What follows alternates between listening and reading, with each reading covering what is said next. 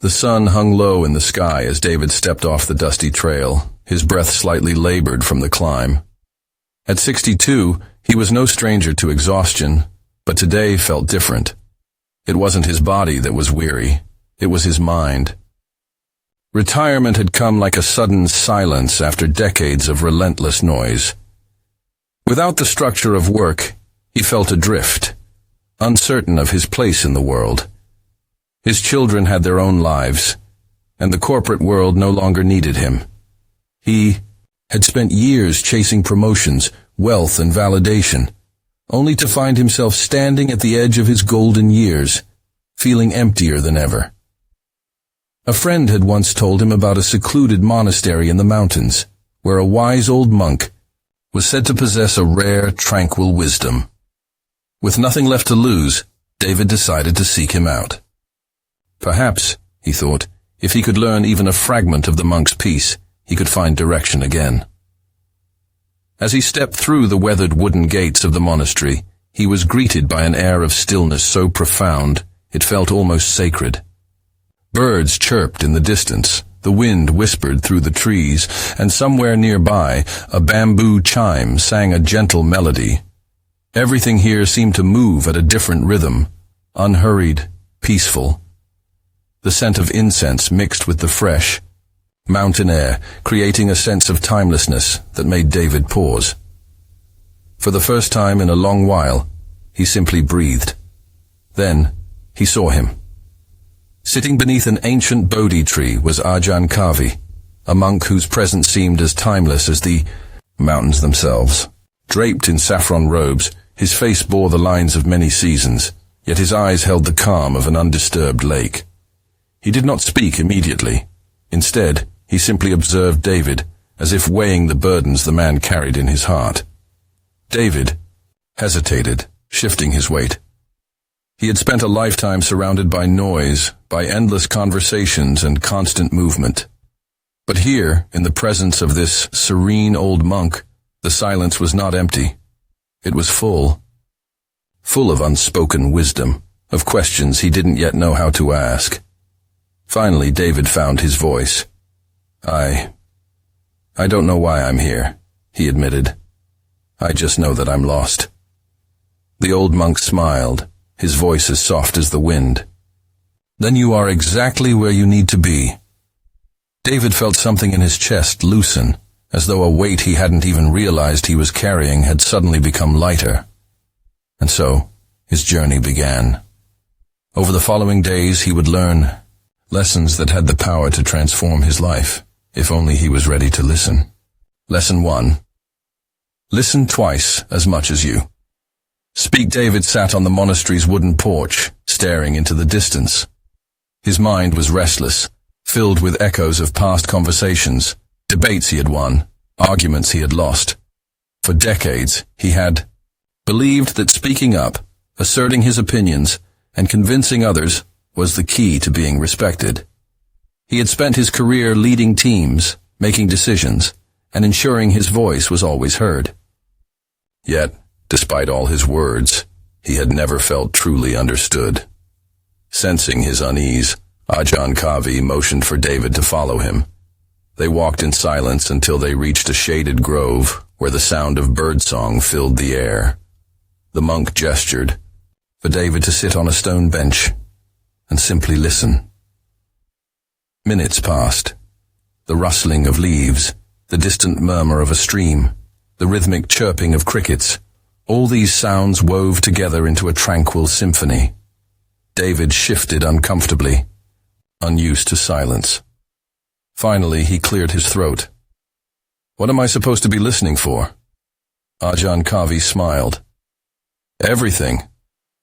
The old monk then shared a simple yet profound truth. The one who listens, understands. The one who understands, learns to love. David frowned, unsure. But I've always listened, in meetings, at home. I hear what people say. Ajahn.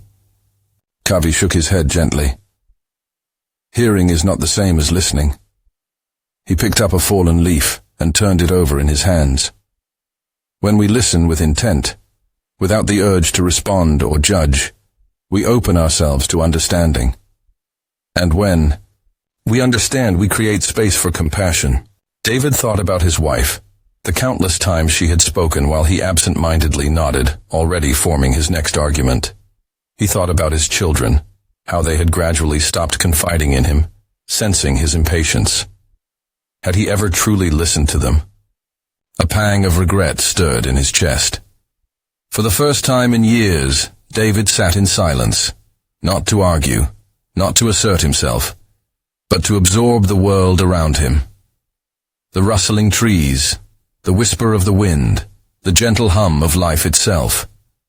And, in that moment, he understood. As the morning sun warmed his skin, he resolved to change, to listen, not just with his ears, but with his heart. Lesson 2. Don't let others control your life. As the days passed, David felt lighter, but a new realization began to dawn on him. He had spent much of his life worrying about what others thought. Every major decision, from his career to his lifestyle, had been shaped by societal expectations. One morning, as he helped sweep fallen leaves from the temple courtyard, he sighed heavily. Ajahn Kavi, I've spent my whole life trying to meet others' expectations. I don't even know what I truly want. The monk set his broom aside and motioned for David to follow him. They walked up a narrow path that led to a viewpoint overlooking the valley below. The morning mist still lingered, wrapping the trees in a soft embrace. Ajahn Kavi pointed to the horizon. Do you see the river winding through the valley? David nodded. The river flows as it chooses, the monk said.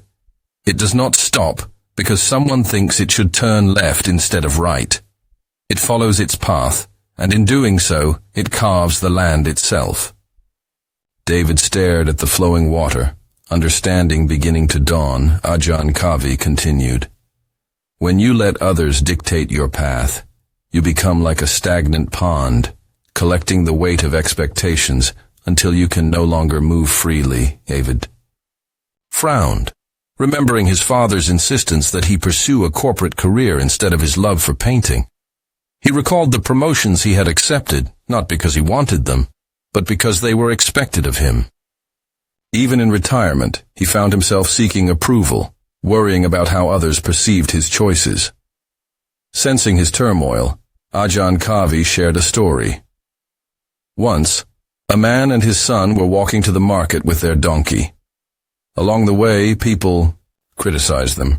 Some said the boy should ride, others said the old man should.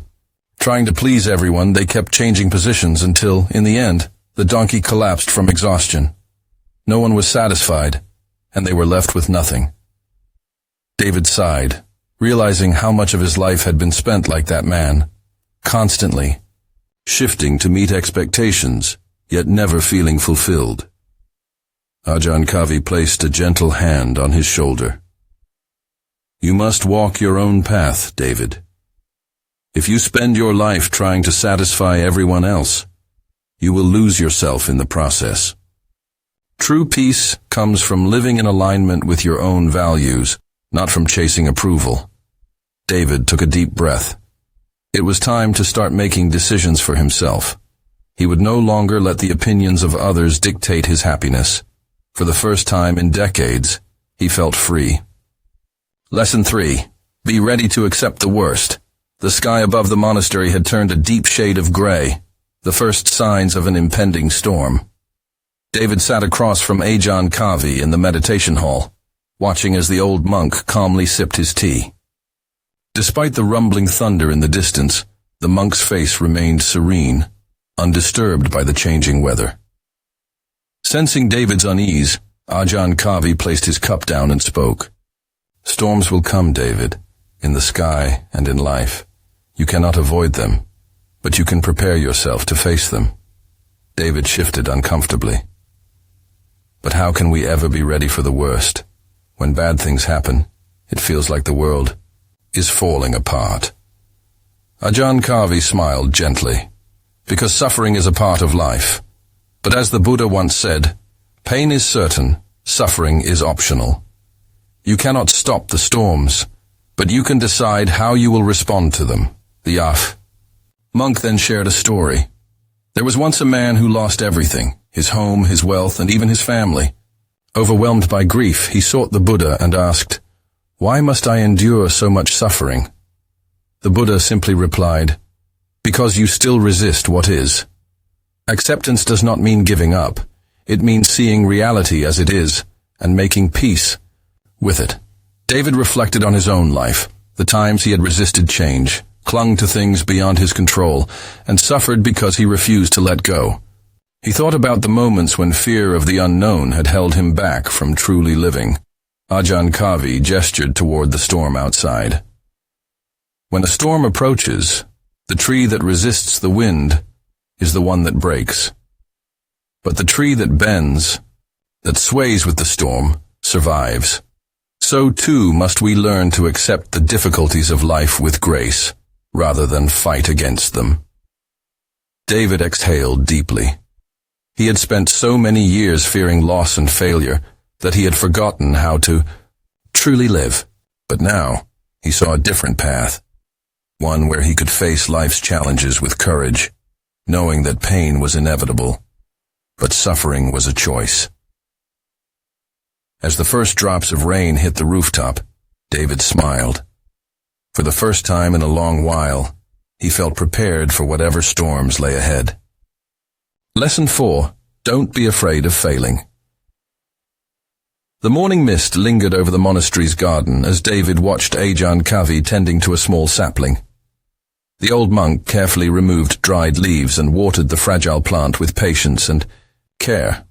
Curious, David approached.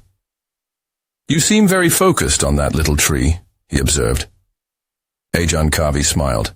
"Yes, because it teaches me a valuable lesson. Growth takes time, and mistakes are part of the journey." David sighed, his mind drifting to his past failures. "I've always been afraid of making mistakes. Every failure felt like proof that I wasn't good enough." Ajahn Kavi nodded knowingly. "Many people think that way, but failure is not the opposite of success. It is part of it." He gestured toward the sapling. "This tree will lose leaves, suffer storms, and struggle to grow. Yet, with each challenge, it becomes stronger."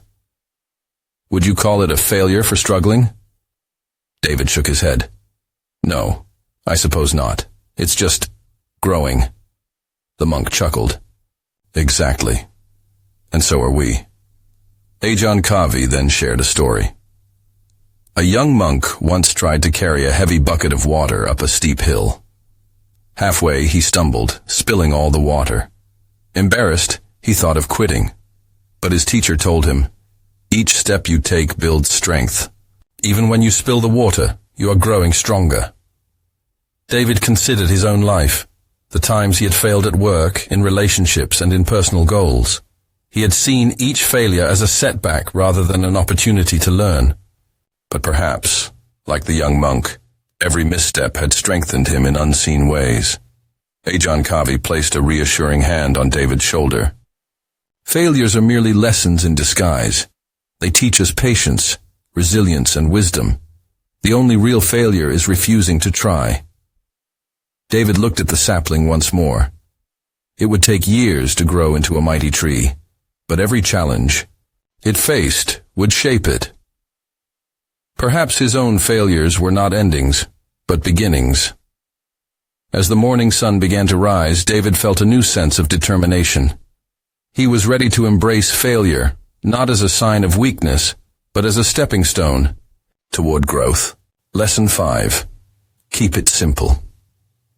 The afternoon sun bathed the monastery in golden light as David walked through the courtyard, observing the monks going about their daily tasks.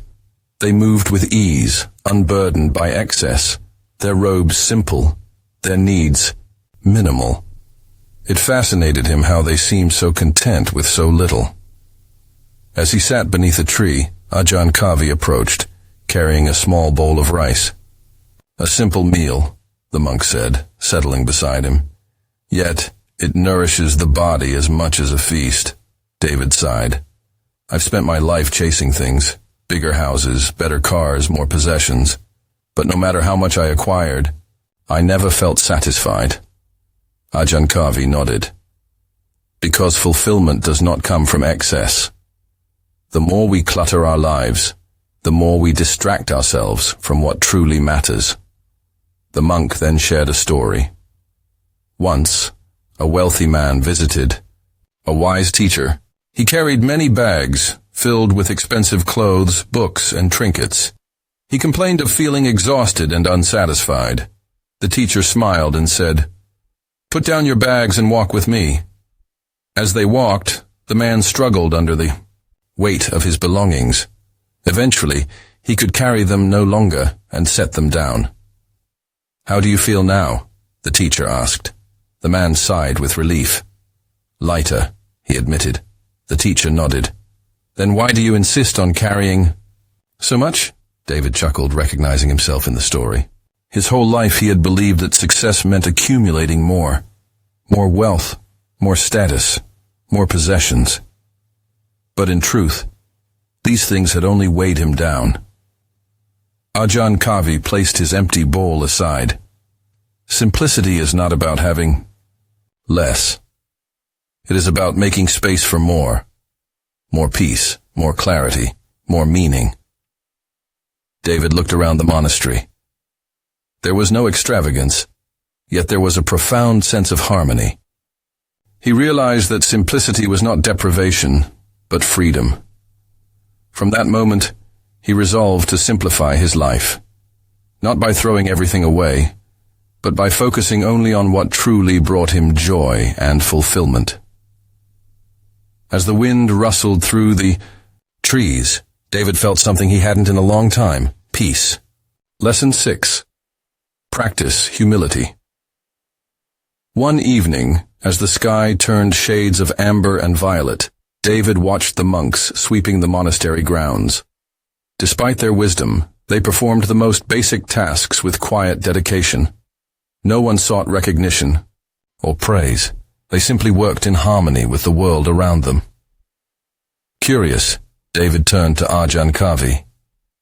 "You have so much knowledge and wisdom. Why do you still do simple chores like sweeping?" Ajahn Kavi smiled. "Because wisdom is not measured by how much we know, but by how we live. True humility is understanding that no task is beneath us." David frowned.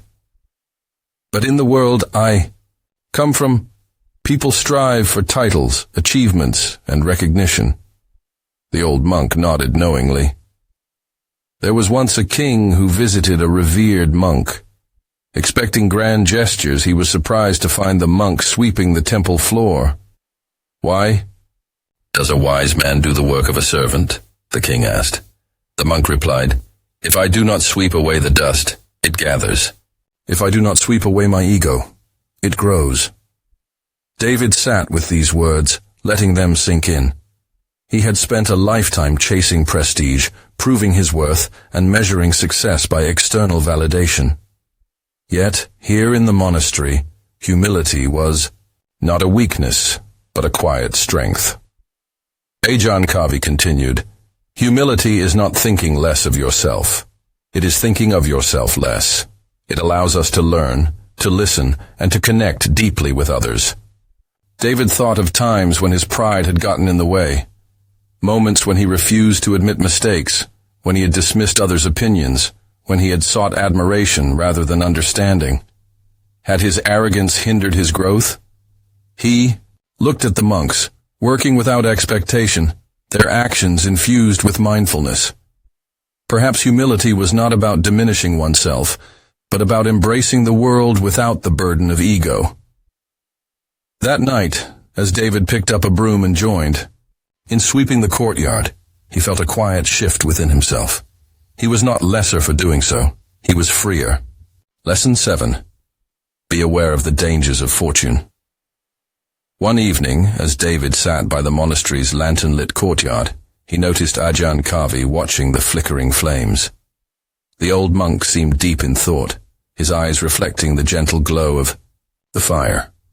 Curious, David asked, What are you thinking about, Ajahn? The monk smiled. I was reflecting on how wealth, like this fire, can be both useful and dangerous. If tended wisely, it provides warmth and light, but if uncontrolled, it can consume everything in its path. David nodded, understanding the metaphor. I spent my whole life chasing success. I worked endless hours, built a fortune, but in the end, it never felt like enough. Ajahn Kavi placed a small stone into David's hand. A man once asked the Buddha, "Why do people who have everything still feel empty?" The Buddha replied, "Because they fill their hands, but not their hearts." David looked down at the stone, contemplating the weight of his own desires. He had spent years accumulating wealth, yet it had never brought him the peace he saw in these monks who owned so little. Ajahn Kavi continued, "There was once a wealthy merchant who hoarded gold, fearing loss. One day, a thief stole it all, and the merchant collapsed in despair. A wise man told him, 'If you had given even a fraction to others, it would still be with you, not in coins, but in gratitude and love.'" David exhaled deeply. He had been that merchant, clinging to his wealth, mistaking security for happiness. But true wealth, he realized, lay not in possessions, but in contentment, generosity, and inner peace. Ajahn Kavi smiled knowingly. "Fortune itself is not the enemy, David. Attachment to it is. When you see wealth as a tool rather than an identity, you free yourself from its hold." For the first time, David did not feel the need to chase more. Instead, he felt the desire to give, to share, to use what he had for something greater than himself. As the lanterns swayed gently in the night breeze, David felt lighter, no longer burdened by the weight of wealth, but enriched by the wisdom of letting go. The journey within. As the days passed, David felt a profound shift within himself. The lessons he had learned from Ajahn Kavi were not just words. They had become a way of seeing the world, a new rhythm to live by. One evening, as he prepared to leave the monastery, he sat with the old monk one last time beneath the ancient Bodhi tree. The sky was painted in hues of gold and crimson, the soft breeze carrying the scent of blooming jasmine. "I feel like a different person," David admitted, "but I'm afraid that once I return to my old life, I'll forget what I've learned." Ajahn Kavi nodded knowingly. "Transformation is not about where you are, David. It's about how you see. The world outside may not change, but you have. And because of that, everything will look different." David thought about the life he was returning to, the relentless pressures of deadlines, the expectations that had once dictated his every move, and the distractions that had kept him from truly living in the moment. Yet now, these things no longer felt like shackles. He had learned to navigate them with clarity and purpose, embracing life with a newfound sense of freedom and inner peace. But for the first time, he did not feel burdened by them. He had learned to listen, to let go, to embrace simplicity and to accept life as it came. He had learned that true strength lay not in control, but in surrender, not in resisting change, but in flowing with it. The monk picked up a handful of sand and let it slip through his fingers. We hold on to so much, thinking it gives us security. But only by releasing do we find freedom. David smiled, watching the grains scatter in the wind. He finally understood. Before leaving, he turned to Ajahn Kavi. "I don't know how to thank you." The monk's eyes twinkled. "Live what you have learned. That is thanks enough. The greatest gratitude you can offer is to carry these lessons forward, letting them guide you in moments of doubt and hardship." As David walked down the mountain path, he felt lighter than he had in years. He was not returning to the same life, because he was not the same man. And so, his journey continued. Not through distant lands or great adventures, but in the quiet choices of everyday life. The way he spoke to others, the way he handled hardship, the way he appreciated each moment as it came. For wisdom is not a destination. It is a way of being, one that unfolds in the choices you make every day. Embrace each moment as an opportunity to grow, to listen, and to walk your path with mindfulness and purpose. Which lesson from David's journey resonated with you the most? Share your reflections in the comments. If this story inspired you, like the video to help spread these teachings. Subscribe and turn on notifications for more stories of Buddhist wisdom. May your path be filled with clarity, peace, and the silent wisdom of your own heart.